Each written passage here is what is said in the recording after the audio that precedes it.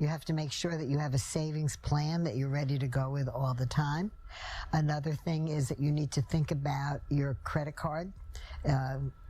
Over a quarter of people, actually 30% of people, have credit card debt that they're carrying of $10,000 a month. That's very hard to sustain that during retirement. Credit card debt is actually one of the most detrimental things to your wealth. The reason this is so bad is because you're actually overpaying for the lifestyle that you're living. Now, let me explain this for a minute.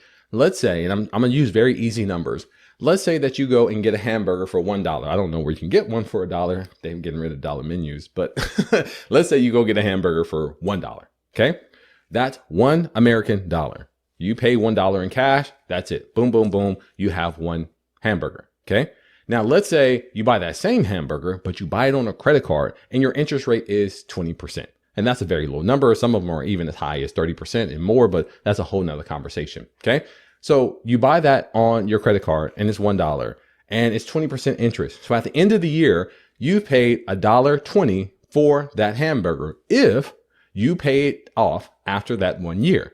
But how many people are still holding on to a balance? And how long does it take you to actually pay off that dollar?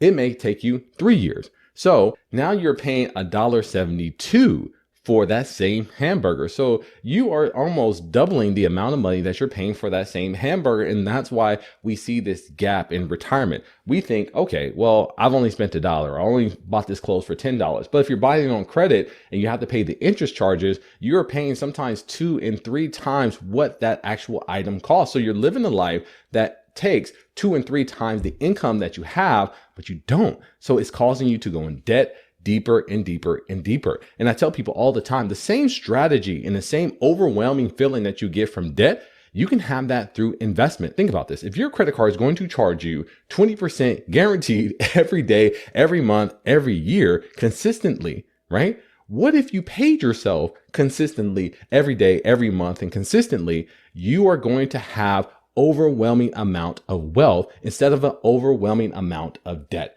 Think about this. You're constantly buying these hamburgers that's driving you deeper and deeper. In this case, you're losing 72 cents after 3 years. And this is just for $1. But what if your purchases are $100? You buy that new TV for $500, or maybe you buy that car for $60,000. This is really going to eat at your wealth. So that's why Americans are thinking they're working so hard, but what's happening, they don't have a really good debt management strategy. So I love how she brought this up and saying people are leaving money on the table and they're using credit cards for things they don't necessarily need them for. If you don't have the cash, you need to practice delayed gratification until you earn enough cash. So all you're paying is $1. Get it paid off earlier. Not getting good financial advice. I go on and on, not setting up a budget of no. Oh, sorry. I don't mean to stop it so soon, but not getting good financial advice. Many of us get financial advice from our friends, from our coworkers, from, Jim down the street, or maybe some opinion piece that we read in an article. No one is going to financial professionals who've seen hundreds of people. Me, I'm a certified private wealth advisor. I've dealt with over 300 families. I managed a book of over $50 million. I understand how finances actually work in the family unit. And not just one example or 2 examples or 3 examples that you may ask somebody. I'm talking about hundreds of examples, hundreds of case studies where we've actually analyzed what is going on with these families and how to increase the probability of success and reduce our risk. But guess what? People get bad advice. They go to the job and say, Jim, what did you do? Right? We talk about the core learning aspects: communication, observation, reading, and experiment. A lot of us are learning how to manage our finances through communication. We're just talking to our friends instead of having our own experiences, maybe even reading, right? We need to make a decision for ourselves. So I love this. They need financial advice. If you need financial advice and you're looking for a financial advisor, obviously you can go into the comments. You can schedule a free retirement planning consultation call with me, and we can actually have a conversation about what direction you actually need to go in order to increase your probability of success. But let's keep going for some of these common mistakes, because she looks like she has a ton of them. What you're going to need. You need 80%, they're saying, experts say you need 80% of your current income for when you retire. What? Yes. So you know what's happening right now. People are listening to you, and one of 2 things is happening. They're getting sick to their stomach, or their brain is just glazing over. This is a very intimidating subject. But when you talk about credit card debt, that's just one thing. People don't even know what their APR is, right?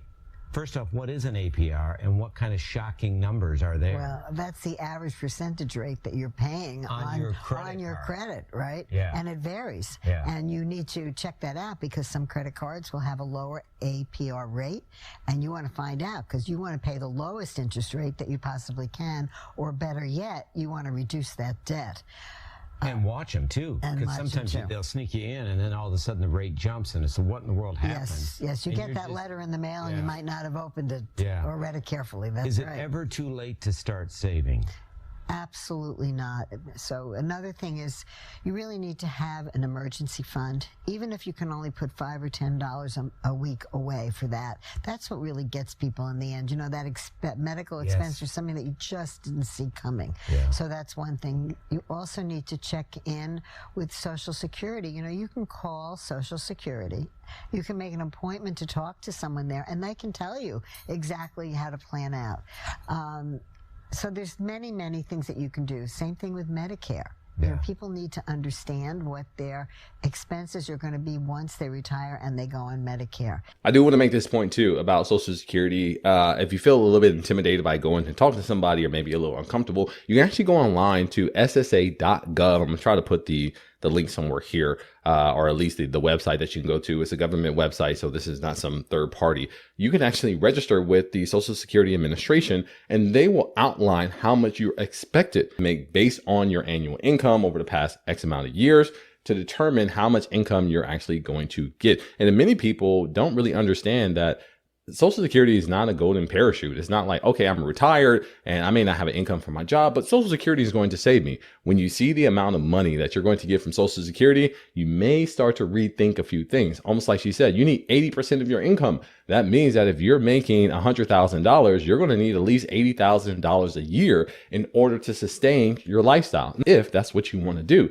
Maybe you downgrade, maybe you upgrade, but regardless of what you want to do, you need to have a plan and prepare for it, because once you retire, it's too late. That money stream, that income, that cash flow, all that stuff disappears in retirement, and you want to make sure that you are prepared for that time, because it's very hard to go back. And the majority of Americans see themselves going back into the workforce because they retired, but they did not have a plan. Now, the key word is plan. Now, everybody wants to overlook this and, oh, I can do this myself, and I can invest, and I can do this. And listen, all the tricks in the world, all the strategies in the world will not help you if you don't have a plan.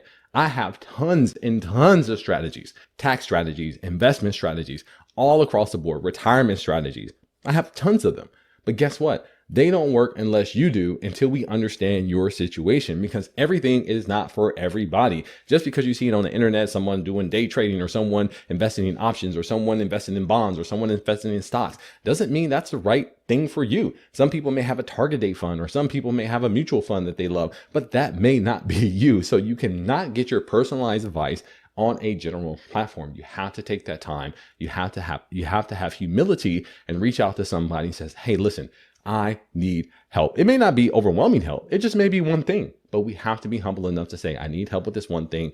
Guide me in the right direction. And that financial professional, someone like me, may also identify some other blind spots that you may not be familiar with. Once again, you don't know what you don't know. Talking to a professional financial advisor will help you identify some of those blind spots that you weren't prepared for. Maybe you weren't contributing all to your 401k match. They'll look at your employer benefits and say, hey, listen, did you know if you contribute a little bit more, they'll actually match you dollar for dollar up to this certain percentage. So it's almost like free money.